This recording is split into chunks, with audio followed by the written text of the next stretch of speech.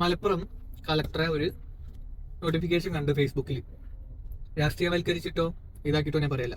ഏത് കാലത്ത് ആര് ഭരിക്കുകയാണെങ്കിലും തന്നെ അവസ്ഥ. നാട്ടിലൊരു കേസോ ഒരു വിഷയം ഉണ്ടായിട്ടുണ്ടെങ്കിൽ അതിനൊരു തീരുമാനം കൽപ്പിക്കാനും, അത് കൊടും കുറ്റവാളികളായിക്കോട്ടെ സാധാരണക്കാരനായിക്കോട്ടെ, എന്തെങ്കിലും ഒരു കേസുമായി ബന്ധപ്പെട്ട് കോടതിനെ സമീപിക്കേണ്ടതോ പോലീസിനെ സമീപിക്കേണ്ടതോ ആയിട്ട് നമ്മൾ ഇറങ്ങിയിട്ടുണ്ടെങ്കിൽ മാസങ്ങളും വർഷങ്ങളും ഒക്കെ എടുക്കുക അതിനൊരു തീർപ്പാവാൻ വേണ്ടിയിട്ട്.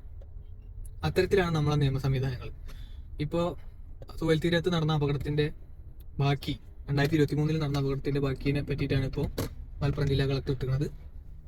ഈ വർഷം ഇപ്പോൾ ഈ തൊട്ടടുത്ത ദിവസങ്ങളിൽ അതിന്റെ ബാക്കി കാര്യങ്ങൾ ഉണ്ടാവുന്നുള്ളത്. ആക്ഷൻ ഹീറോ ബിജുവിൽ ഒരു ഡയലോഗ് പറയുന്നുണ്ട്: പൊതുജനങ്ങളുടെ ജീവനും സ്വത്തിനും സംരക്ഷണം നൽകുന്ന നിയമവ്യവസ്ഥയും പോലീസുകാർക്ക് നമ്മുടെ നാട്ടിൽ നിന്നുള്ളത്. കുറെയൊക്കെ ആളുകൾ പറഞ്ഞതൊക്കെ ശരിയാണ്. പക്ഷേങ്കിൽ ഇത്തരത്തിലിപ്പോൾ എൻ്റെ സ്വത്തുക്കൾ ഇഷ്ടംപോലെ എനിക്ക് കിട്ടാത്തതും പൈസ പറ്റിച്ചു പോയതും വേറെ പല കേസുകളിലൊക്കെ ആയിട്ട് കിടക്കുന്നുണ്ട്. ഞാനൊരു പ്രവാസിയാണ്. എനിക്ക് വല്ലപ്പോഴും നാട്ടിലേക്ക് വരാൻ പറ്റുള്ളൂ.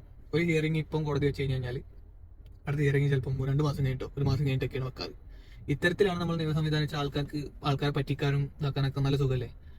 ജില്ലാ കോടതി, ഹൈക്കോടതി, സുപ്രീം കോടതി, സ്റ്റേ വാങ്ങുക, അപ്പീലിന് പോവുക, ഇതിങ്ങനെ സ്ഥിരമാക്കി കൊണ്ടുവന്നാൽ പോരെ. അവർക്ക് ശിക്ഷയും കിട്ടൂല. ഇൻ കേസ് പിടിച്ചാൽ 14 ദിവസം റിമാൻഡ് കഴിഞ്ഞ് ഇറങ്ങാം. അത് കഴിഞ്ഞ് കഴിഞ്ഞപ്പോൾ ജയിലിൽ കിടക്കുകയാണെങ്കിൽ പരവളിൽ ഇറങ്ങി മുങ്ങാം. നല്ല സുഖമല്ലേ?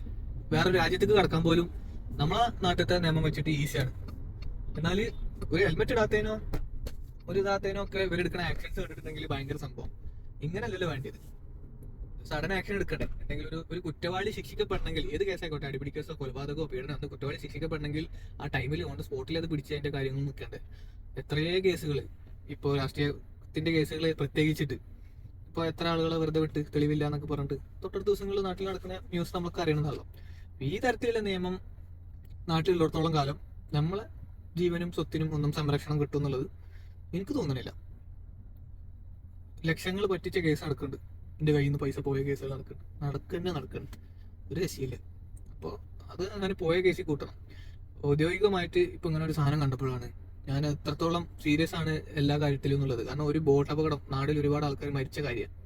അതിന്റെ എക്സ്പ്ലനേഷനും ഫർദർ ഇൻവെസ്റ്റിഗേഷനും ഇപ്പോൾ ഇപ്പോഴാണ് കാണിക്കുന്നത്. 2023 2025 എത്ര വലിയ മാറ്റം ഉണ്ടായി. ആദ്യം അത് ഏത് പാർട്ടിക്കാർ ഭരിക്കുകയാണെങ്കിലും, കോൺഗ്രസ് ഭരിക്കുകയാണെങ്കിലും CPM ഭരിക്കുകയാണെങ്കിലും ഒക്കെ തന്നെ സ്ഥിതി. അതിന് ഏത് കാലത്താണ് ഇതൊക്കെ മാറുക എന്നുള്ളതാണ്. മാറുമായിരിക്കും.